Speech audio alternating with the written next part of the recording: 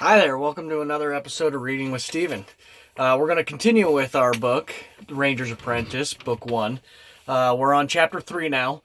Horace was just selected for battle school, and we've still got the 4 other ward mates to figure out where they go. Alright, let's go. Who's next then? Martin was calling as Horace grinningly stepped back into line. Alice stepped forward gracefully, annoying Martin, who had wanted to nominate her as the next candidate. Alice Mainwaring, my lord, she said in her quiet, level voice. Then, before she could be asked, she continued, I request an appointment to the diplomatic service. Please, my lord. The Baron smiled at the solemn-looking girl. She had an air of self-confidence and poise about her that would suit her well in the service. He glanced at Lady Pauline. My lady, he said.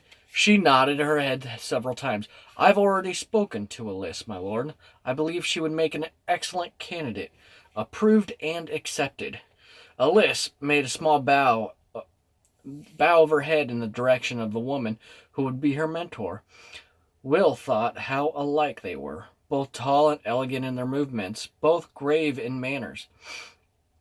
He felt a small surge of pleasure for his old companion, knowing how much she had wanted this selection. Alice stepped back in line, and Martin, not to be forestalled this time, was already pointing to George. Right, you're next. Address the Baron. George stepped forward. His mouth opened and closed several times, but nothing came out. The other wards watched in surprise. George, long regarded by them all as the official advocate for just about everything, was overcome with stage fright. He finally managed to say something in a low voice that nobody in the room could hear. The Baron leaned forward, one hand cupped behind his ears. I'm sorry, I didn't quite get that, he said. George looked up at the Baron and with an enormous effort spoke in just audible voice. George Carter, sir. Scribe school, sir. Martin, even a stickler for the proprieties, drew breath to berate him for the taciturn nature of his address. Before he could do so, and to everyone's evident relief, the Baron stepped in. Very well, Martin, let it go. Martin looked a little aggravated, but subsided.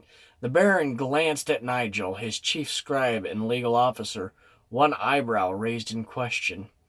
Acceptable, my lord, he said, adding, I've seen some of George's work, and he really does have a gift for calligraphy.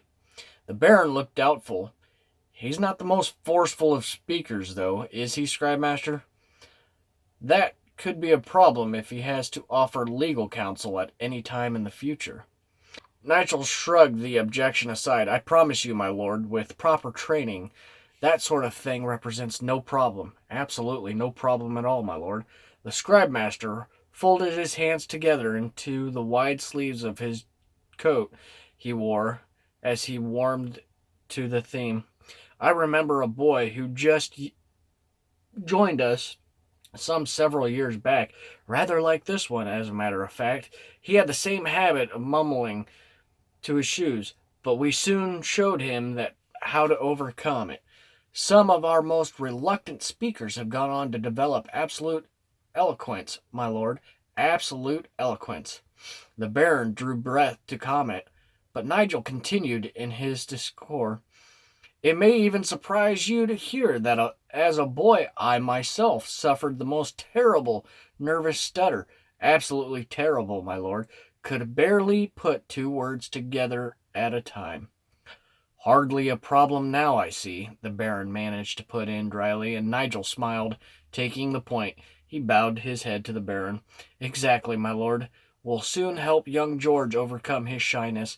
Nothing like the rough and tumbles of scribe school for that. Absolutely. The Baron smiled in spite of himself. The scribe school was a studious place where voices were rarely, if ever, raised and where logical reasoning debate reigned supreme.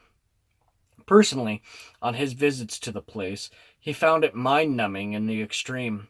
Anything less like a rough and tumble atmosphere he could not imagine. I'll take your word for it, he replied. Then to George, he said, Very well, George. Request granted. Report to scribe school tomorrow morning. George shuffled his feet awkwardly. Mumble, mumble, mumble, he said, and the Baron leaned forward again, frowning, as he tried making out the low-pitched words. What was that? He asked. George finally looked up and managed to whisper, Thank you, my lord. He hurriedly shuffled back to the line. Oh, said the Baron, a little taken aback. Think nothing of it. Who's next?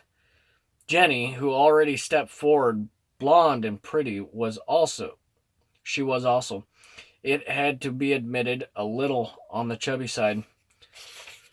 But the look suited her, and it was at the castle's social functions. She was a much sought-after dance partner with the boys in the castle, both her yearmates and wards, and the sons of the castle staff as well. Master Chubb, sir, she said now, stepping forward right to the edge of the Baron's desk. The Baron looked into the round face, saw the eagerness shining there in the blue eyes, and couldn't help smiling at her. What about him? He asked genuinely, and she hesitated, realizing that in her enthusiasm she had breached protocol of the choosing. Oh, your pardon, sirs, my Baron, your lordship, she hastily improvised, her tongue running away with her as she managed to correct the proper address. My lord, Martin prompted her. Baron looked at him, eyebrows raised. Yes, Martin, he said. What is it? Martin had the grace to look embarrassed. He knew that his master was intentionally misunderstanding his intentions. He took a deep breath and said in an apologetic tone, I simply wanted to inform you that the candidate's name is Jennifer Dalby, sir.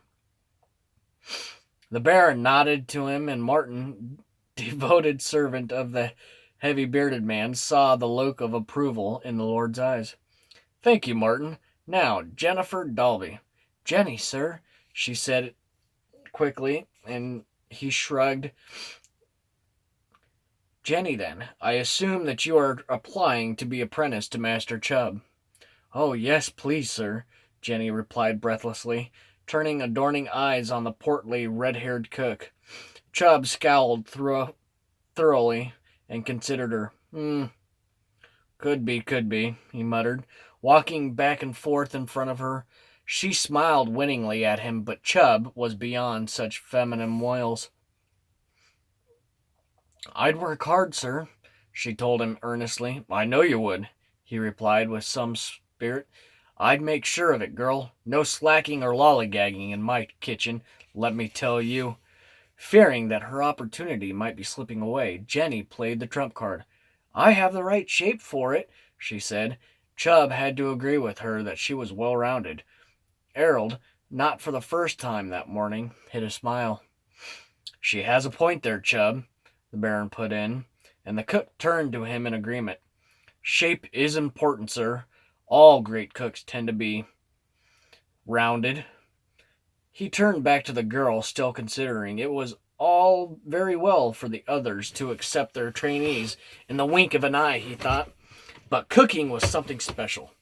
Tell me, he said to the eagerly girl, what would you do with a turkey pie? Jenny smiled dazzling at him. Eat it, she answered immediately.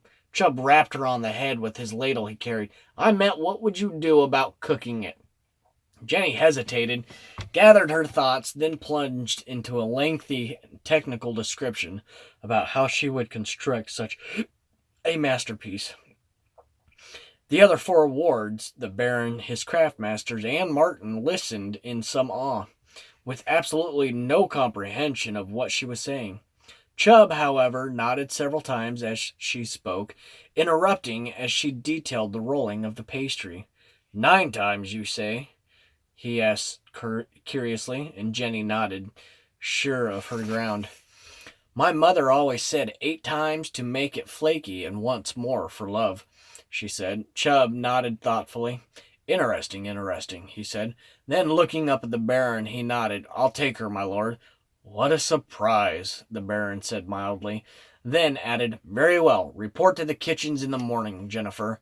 Jenny, sir, the girl corrected him again, her smile lighting up the room. Baron Harold smiled.